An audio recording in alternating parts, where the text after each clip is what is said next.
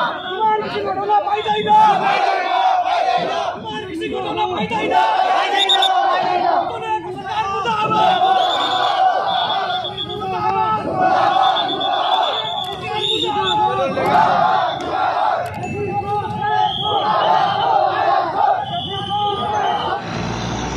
अनि नमस्कार सम्पूर्णलाई स्वागत छ पूर्ण थापा सल्यानी युट्युब च्यानलमा।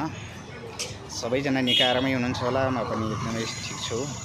म अहिले तुलसीपुरको बजारमा छु। बजार माथि अलि चोकनिर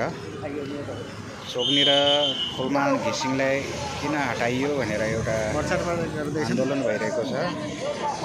यहाँ नाराबाजी हुँदैछ, विरोध हुँदैछ। त्यसैको लागि एउटा भिडियो गराउन आएको छु।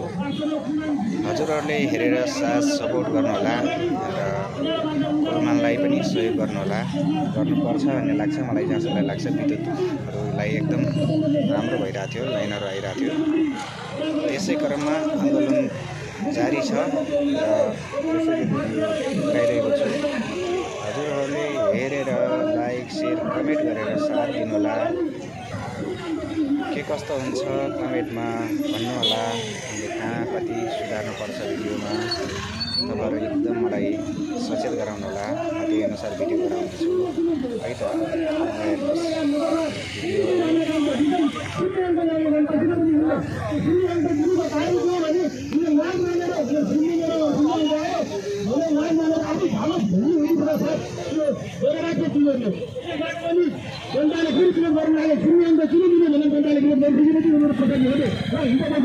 मन्त्री हिसाबले निर्णय बर्खास्त गर्नु राम्रो होइन।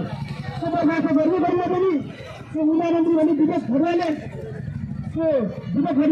फुलमानलाई बर्खास्त गर्नुपर्छ भनेर आफ्नो मन्त्रालयको तर्फबाट प्रस्ताव लगिसकेपछि फेरि पनि त्यहाँका विभिन्न मन्त्रीहरूले यो गर्नुहुन्न भन्दै आज राणा खाना भन्ने मान्छेले मन्त्रीको नाममा कलङ्कित उनले के भनिन् भने सुन्नमा आएको हामीले सुन्यो। पत्रकारहरूले लेखेको कुरा मैले मेरो सुन्यो। उहाँले के भन्नु भने तपाईँहरू किन भन्नुहुन्छ अरू मन्त्रीहरू जुन मन्त्रीले आफ्नो मन्त्रालयको कुरा लिएर आउनुभएको छ, यहीँको मन्त्रालय मन्त्रीको कर्मचारी हुन्छन्। मलाई हटाउनु बारे तपाईँहरू किन भनेर सबै चुपचाप लाग्नुभयो अरू मन्त्रीहरू। अनि कर्मचारी केन्द्रले खाएको न्युजै थियो। मलाई जसरी पनि हटाउनु थियो, योभन्दा पटक योभन्दा अगाडि हटाउनु लाग्नुभएको थियो। कलाकारले उहाँलाई बर्खास्त गर्न खोजेको आज राणा बोलेपछि बोल्नेको भाइले बोलेपछि बोल्नेको कोही जोर बोल्नु सकिँदैन। कलाकारले हामीले के गर्नु भने यो एकदिनको सेटिङ हो। यो हुँदैन थाहा छ कि उसले अदालतमा कुन कुरो लागु गर्छ, कसको म्याच छ भन्ने थाहा छ।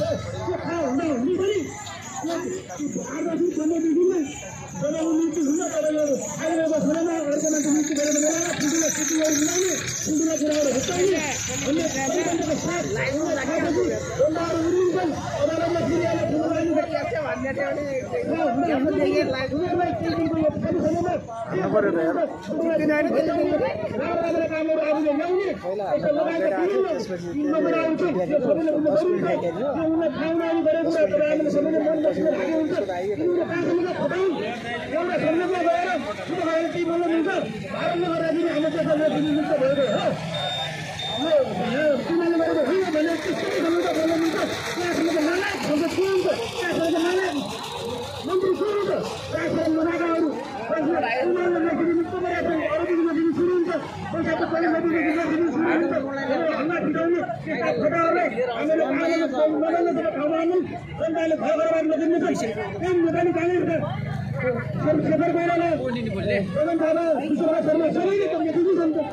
यो गर्नु गलत थियो, नगर्नु भनेर हामी सबैले भने जाउँ। किन गरे यो गर्नु राम्रो होइन, पुनर्वारी गर्नुपर्छ भनेर उनीका पार्टीका मान्छेले भन्छन् भने आएकाहरू भन्छन्।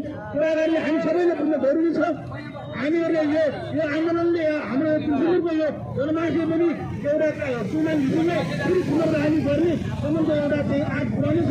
यो आन्दोलन पनि उहाँबाट प्रत्यक्ष देखिनु छ। यहाँ पनि गराउन् भन्ने एउटा ठुलो एउटा धक्का पुग्नेछ भन्ने मैले यो कुरा बुझेको छु। त्यही कारणले चुनावले बसेर हुन्न भनेर एउटा पत्रकार सम्मेलन गरेर भन्नुपर्ने ठुलो खराले संसदमा गएर अरूदेखि जति हुन्छ भनेर चाहिँ त्यो उत्तर दिने त्यो प्रश्नको जवाब दिने त्यस्तो पनि हुन्छ त्यतिखेर लाख लगाएका नेताहरू कुरा गर्ने यो रूपमा भोलिपछि नोटिफिकेसन गर्ने जेनेरेटर बेच्ने यस्ता नयाँ व्यापारी खटाउने यस्ता खालका क्रियाकलाप गर्ने र कसरी पनि कमाउ धन्दामा लागेका फटाहरूलाई यदि हामी सन्देश दिन के चाहन्छौँ भने यस्ता फटाहरूलाई हामीहरूलाई यो देशमा बस्न उनीहरूलाई छुट्टी छैन उनकै पार्टीले पनि विरोध गरेका छन् यो केटीको सरकारमा बसेको विरोध गर्दा केटी ओली लगाएको चिन्हलाई हामीहरूले यहाँबाट सुरु दिन चाहन्छौँ कि तिमीहरूले गरेको यो गलत काम हो यो गलत काममा सारा जनताले तिमीहरूको विरोध गर्ने गरेर हामीले फेरि पनि विरोध गरिरहनेछौँ जबसम्म चुनावी हुन्न तबसम्म विरोध गरिरहनेछौँ भन्ने